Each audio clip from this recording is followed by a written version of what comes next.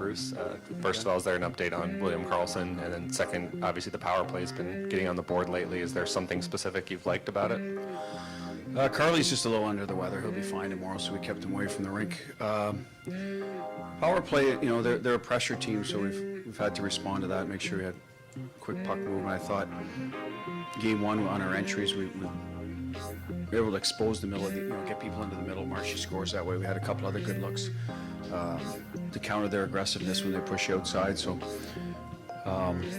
last game, not as good, but we rotated a puck over to the elbow and got the screen in front, right? So we weren't quite as clean, but managed to score a big goal early on. I think the one late, but again, they were up ice. They're trying to create something. So, but again, good reaction to pressure and get an odd man rush and finish. So timely goals in the power play is something we talked about much more than the actual percentage.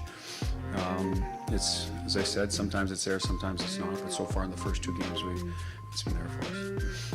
Back right. Greg Wyshynski with ESPN. Hey, Bruce.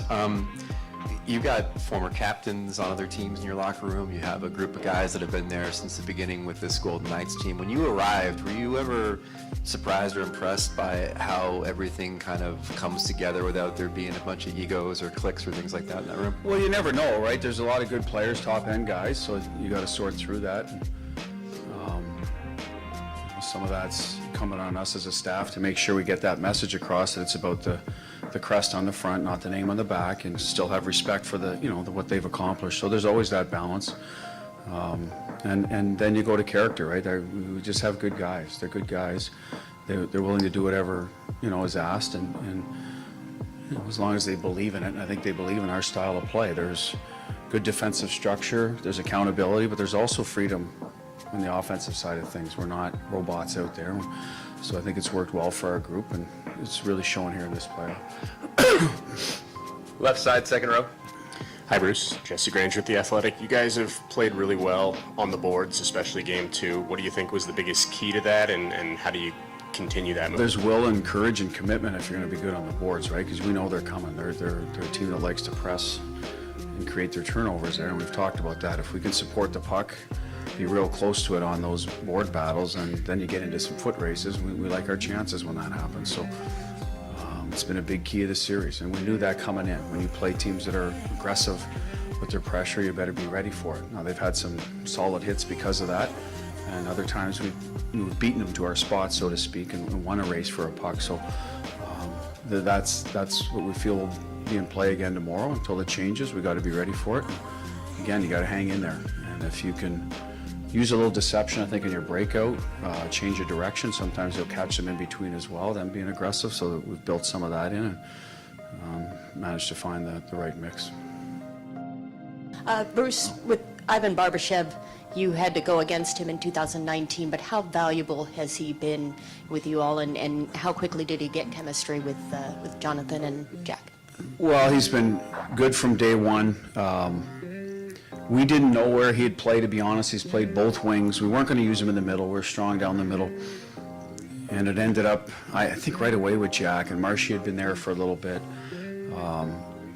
Stoney was injured, obviously, so we thought about Stevie, but, we put him with Jack, a net presence, a guy that good on the walls, get him, pucks underneath to low speed. So we've kept him there for the most part. I think we went away from it for maybe a week or something, but I saw him in St. Louis. He had a different role. He was more of an energy guy there. I think it was Sundqvist and I forget, Steen maybe was the other winger, but they played hard. Like, you going back on pucks, they were going to finish checks all over the ice. He still does that here, but we've put him in more of a skill role, and he may or may not have been that player. Don't forget, it's 4 years ago. I don't know. Obviously, whatever they did in St. Louis worked. I saw it firsthand, so the lines were appropriately built. But there's an area we thought we could get more out of him, and he has. He can make small area plays. He sees the ice.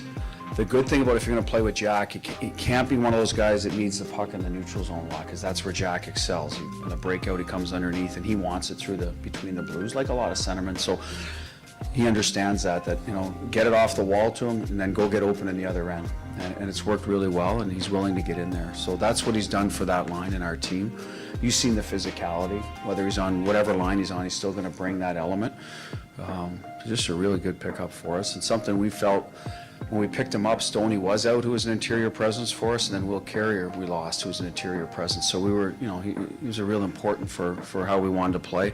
And I'd put Brett Howden in that category. He's come in and done a little bit of that for us too. So it's just made us harder to play against. Just wondering about, you just mentioned the physicality, and you guys have been able to play within a framework. What's been the messaging for you guys to play that physical, tough brand of hockey, but stay disciplined, and the fact it's been effective even when the Panthers have maybe tried to drag you into some other things? Well, we can play that game, and I think our guys are veteran enough guys that they can keep their cool and their composure. I mean, no one likes to get hit. No one likes to see Jack Eichel get hit, or anybody for that matter. And Mario got hit coming through the middle. It is a little bit of playoff hockey where you have to balance your response with discipline and keep it in check, and we're trying to do those things. And I think some of it, the messaging is, I mean, Petro's won a cup, Phil Kessel's won a cup, Martinez, Barbie, you know, they've been there, they've seen it, so it comes from internally that this is part of it. The scrums, to me, sometimes you got to take a punch in the face. That's just the way it works, and hopefully you stay out of them and you don't get on the wrong side of those. But Nick Hague's done that as well as anybody.